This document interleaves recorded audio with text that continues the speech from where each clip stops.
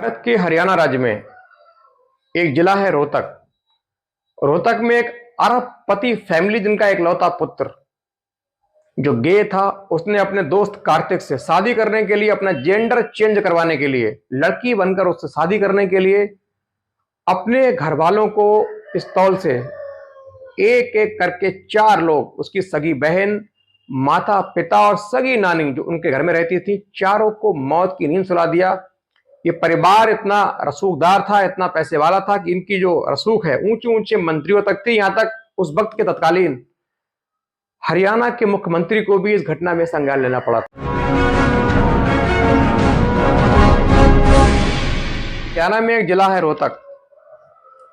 रोहतक में एक बहुत बड़ी हाई प्रोफाइल जो व्यक्ति होते हैं, बबलू मलिक, ये पहलवान रह चुके होते हैं मौजूदा उस वक्त प्रेजेंट टाइम में, उस वक्त के टाइम में प्रॉपर्टी डीलिंग का काम करते थे, बिल्डर भी थे और बड़े पैसे वाले व्यक्ति थे। रोहतक के नामी ग्रामी चुनिंदा जो परिवार है उनमें गिनती होती थी। घर में ऐशो आराम के सारे साधन मौजूद थे, राजा महाराजाओं की तरह जीवन गुजार रहे थे। एक बेटा अभिषेक, एक बेटी पत्नी और स्वयं, और साथ में उनकी सास भी रहती थी, यानी इस अभिषेक आरोपी की नानी।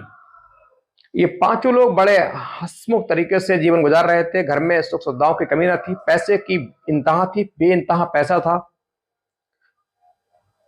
अच्छी लग्जरी लाइफ जी रहे थे। पूरे रोहतक में इनकी फैमिली जो फेमस थी, लोग इनके चर्चे करते थे कि वो परिवार किस तरह से राजसी ठाट-बाट में जीता है। लेकिन इनके परिवार की जो खुशी है बहुत लंबी चलने वाली नहीं थी, क्योंकि इनका जो बेटा है 20 वर्षीय अभिषेक, दरअसल ये एक गे था और इसने अपने दिल्ली के रहने वाले दोस्त कार्तिक, जिसकी उम्र 24 वर्ष होती है, कार्तिक से दोस्ती की, धीरे धीरे उसकी ओर खिंचता चला गया। क्योंकि गे था, उसको इन्होंने अपने प्रेम जाल में फंसा, क्योंकि बहुत खूबसूरत था और अपनी कलाकार की तरह एक्टिंग करता था, चंचल था, एक्टिव था, मिस्टर हरियाणा भी रह चुका था, गोरा चिट्टा था। इसने कार्तिक से दोस्ती की, कार्तिक दिल्ली का रहने वाला था, उससे दोस्ती की और दोस्ती करके उसको अपने प्रपोजल भेजा कि मैं तुमसे प्यार करता हूं, मैं तुम्हारे लिए अपनी जान दे दूंगा। उसके बाद कार्तिक भी इसकी पैसे को देखकर उसको लगा कि यदि मेरे साथ रहेगा तो इसकी जो करोड़ों अरबों की प्रॉपर्टी है उसका कुछ भाग तो मुझे मिलेगा। वो भी इसकी ओर आकर्षित हुआ, दोनों के बीच संबंध, रिश्ते बने, कायम हुए। अब दोनों महीने, चूंकि ये हरियाणा रोहतक से, वो दिल्ली से, तो महीने में 2 बार मिलना होता, आराम से मिल रहे थे। दोनों मनी मन शादी करने का ख्वाब देख रहे थे। लेकिन चूंकि रिश्ता ऐसा था कि समाज को स्वीकारने में बिल्कुल मतलब ही नहीं, ना तो परिवार स्वीकारता ना समाज स्वीकारता, इसी कसमकस में दोनों जी रहे थे। सोच रहे थे घर वालों को बताएं तो कैसे बताएं, लेकिन डर की वजह से घर में जिक्र नहीं कर रहे थे। लेकिन दोनों के रिश्ते परवान चल रहे थे। लेकिन कहते हैं ऐसी बातें कभी छुपती नहीं है, क्योंकि एक बहन जो है भाई के बड़ा करीब होती है। बहन ने भाई की जो गतिविधियां हैं उस पर नजर रखी, देखा कि भाई का जो व्यवहार है बदला हुआ है, आम लड़के की तरह नहीं है, किसी से रात को लंबी बातें करता है। तो बहन को बहुत जल्दी ये मालूम चल गया कि मेरे भाई के एक लड़के से ही गलत तरीके से संबंध है, मेरा भाई गे है। उसने ये बात फौरन माँ को बताई, माँ ने पिता को बताई। पिता ने सुना तो आग बबूला हुए। उन्होंने अभिषेक को बुलाया, बात की, अभिषेक से पूछा तो गोल मटोल जवाब दिया, नजरें नहीं मिला पा रहा था। वो समझ गए कि बेटी सच कह रही है। उसके बाद उन्होंने सख्त पाबंदी लगाई, कार्तिक से मिलने पर पहरा लगा दिया, खर्चा देने से मना कर दिया। इधर कार्तिक से ना मिलने पर जो अभिषेक है तिलमिला गया, बिलबिला उठा, खर्चे नहीं मिल रहे थे, दूसरी ओर कार्तिक से मिलने नहीं दिया जा रहा था। ये पागल सा हो चल रहा था। अब इसने सोचा क्यों ना मैं घर छोड़ दूं, मनी मन यहां से निकल जाऊं, सारी जिंदगी कार्तिक के साथ गुजारूं, ऐशो आराम करूं, घर से काफी पैसा लूं। लेकिन पहले उसको लड़की बनना था, जेंडर चेंज कराना था। इसीलिए उसने पिता के सामने पूरे 5 लाख रुपए की मांग की। कहा मैं अलग से छोटा व्यवसाय करना चाहता हूं, मैं आपको नाम कमा के दिखाऊंगा, मुझे पैसों की जरूरत है। लेकिन पिता भाग गए कि बेटा झूठ बोल रहा है। उन्होंने पैसे देने से मना किया।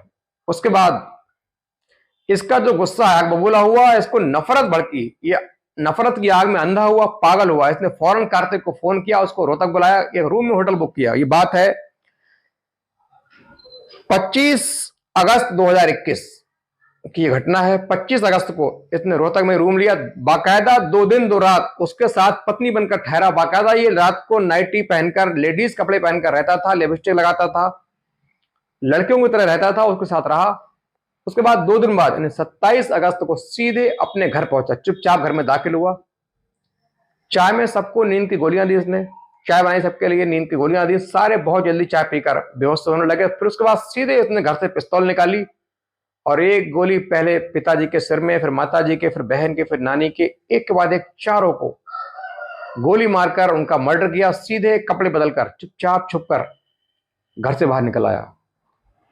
घर से निकलने के बाद सीधे पहुंचा उसी होटल में जहां इसका बॉयफ्रेंड कार्तिक ठहरा हुआ था।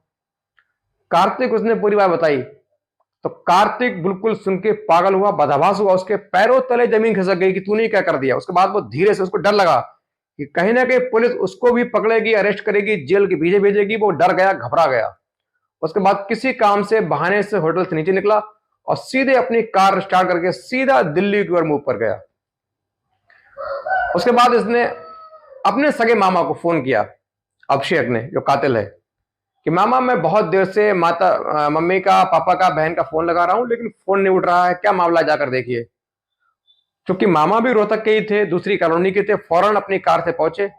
जब वो पहुंचे तो घर के आगे हजारों की भीड़ देखकर उनका माथा ठनका। किसी तरह अंदर पहुंचे, अंदर का जो दृश्य देखा तो उनके पैरों तले जमीन खिसक गई, उनकी आंखों के सामने काला काला अंधेरा आ गया। देखा सामने बहनोई, जीजा बबलू मलिक, बहन, भांजी और उनकी मां, चारों मृत अवस्था में, कोई सोफे पर, कोई बिस्तर पर, कोई फर्श पर पड़ा हुआ है। खून का जखीरा, खून के बड़े मात्रा में जमा हुआ खून जो फर्श पर फैला पड़ा है। तमाम टीमें, बड़ी टीमें, बड़े फॉरेंसिक एक्सपर्ट, डॉग स्क्वाड, तमाम बड़े अधिकारी, क्योंकि चूंकि मामला एक हाई प्रोफाइल मर्डर का था, शहर की नामी ग्रामी परिवार का था, मुख्यमंत्री, मौजूदा सीएम, उन्होंने भी घटना का संज्ञान लिया और सीधे पुलिस के आला अधिकारियों को कड़ी तरीके से जांच के आदेश दिए। पुलिस जांच में जुटी थी। किसी तरह पुलिस ने चारों का पंचनामा किया, पोस्टमार्टम कराया, संस्कार हुआ। ये भी रोता लगता घर पहुंचा।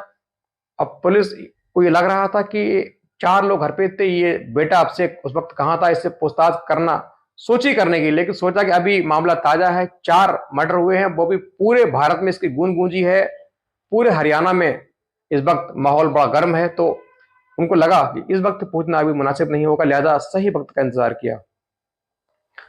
अब उन्होंने, पुलिस की जो टीमें हैं लगातार अपना काम कर रही थी, अलग अलग टीमें, forensic team, dog squad team, surveillance team, SOG, तमाम जो टीमें हैं, एसटीएफ लगी हुई थी, कातिल को धर पकड़ के लिए मेहनत कर रही थी। तभी पुलिस ने जो सीडीआर निकाली, पुलिस के रोंगटे खड़े हो गए। दरअसल उसमें ये जो अभिषेक है, इसका किसी और से अफेयर होने की बात सामने आ रही थी, लगातार उससे बात कर रहा था। जिस दिन मर्डर हुआ उस दिन भी इसकी जो लोकेशन है रोहतक की ही थी, होटल की ही थी।